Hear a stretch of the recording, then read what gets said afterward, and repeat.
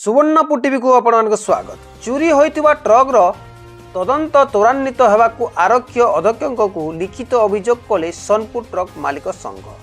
सुवर्णपुर रे और उदयनगर आशा nursing home सम्मुखें मुख्य रास्ता रे गत 6 तारिख राति रे चोरी होइतिबा ट्रक्र तदंत और त्वरान्वित करने अतिरिक्त आरक्षी अधीक्षक वीरेंद्र कुमार नाईक को भेटी लिखित अनुरोध कले सोनपुर ट्रक मालिक संघ।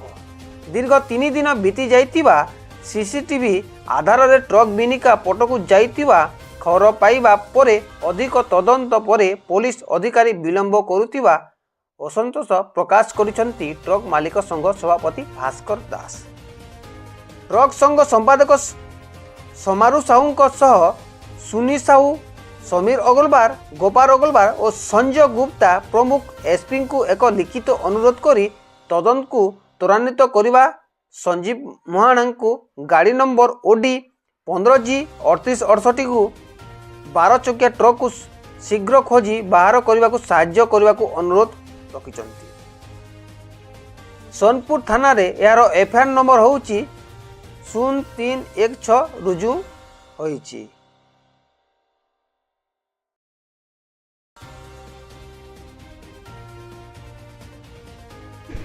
वीडियो